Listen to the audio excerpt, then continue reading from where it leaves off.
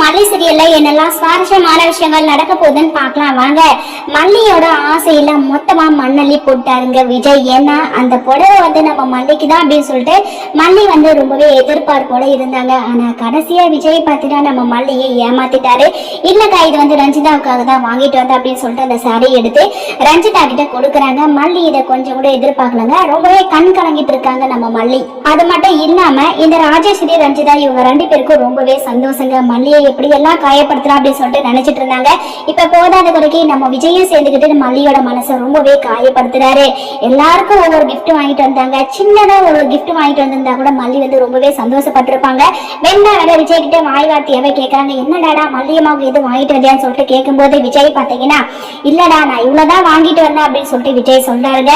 மல்லியை பத்தி நினைப்பு இருந்திருந்தா கண்டிப்பா விஜய் மல்லிக்காக வாங்கிட்டு வந்திருப்பாரு. ஆனா விஜய் இவ்வளோ ஒரு கேவலமான விதமா நடந்துப்பாரு அப்படின்னு சொல்லிட்டு யாருமே எதிர்பார்க்கலங்க. இது எல்லாமே ராஜேஸ்வரிக்கு சப்போர்ட்டிவா நடக்கிற மாதிரி தான் எல்லாமே நடந்துட்டு இருக்குதுங்க. அது மட்டும் இல்லாம இப்ப ராஜேஸ்வரி பாத்தீங்கன்னா மல்லி முன்னாடியே இங்க பாரு வெண்பா தங்கம் அப்படிலாம் பேசக்கூடாதுரா. அதாவது நம்ம சொந்தக்காருக்கு நம்ம குடும்பத்துல இருக்கிறவங்களுக்கு மட்டும்தான் எங்கேயாவது வெளியில போனா கிஃப்ட் வாங்கிட்டு வருவாங்க. வீட்டுல இருக்கிற வேலைக்காரங்களுக்கு எல்லாம் பொங்கல் தீபாவளி அப்படிதான் எடுத்து தருவாங்க. அப்ப நம்ம அவங்களுக்கு வாங்கி கொடுத்துக்கலாம் அப்படின்னு சொல்லிட்டு ராஜேஸ்வரி சொல்றாங்க. வெண்பாவுக்கு ரொம்பவே வருத்தம். என்னடா மல்லியம்மா மனசை இவங்க எல்லாரும் இப்படி காயப்படுத்துறாங்க அப்படின்னு சொல்லிட்டு ரொம்பவே வருத்தப்படுறாங்க.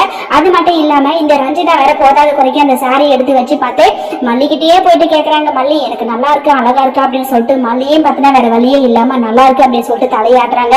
மல்லியோட வயிற்றுல நிறையவே இவங்க கொட்டிக்கிறாங்க. சோ இதுக்கப்புறம் விஜய் பார்த்தா கிளம்பி போயிடறாங்க. வெண்பாவை கூப்பிட்டுக்கிட்டு விஜய் மனசாட்சி இல்லாம செஞ்சிருக்காங்க. ஏன்னா நம்ம விருப்பத்தோட தாலி கட்டணமோ விருப்பம் இல்லாம தாலி கட்டணமோ அது அப்புறப்பட்ட விஷயம்.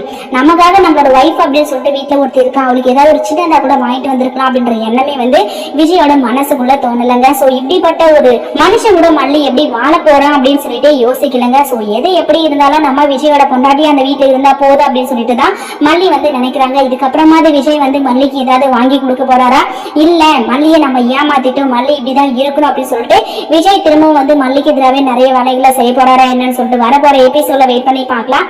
இந்த வீடியோ பிடிச்சிருந்தா மறக்காம நம்ம சேனலை சப்ஸ்கிரைப் பண்ணுங்க. தேங்க்யூ.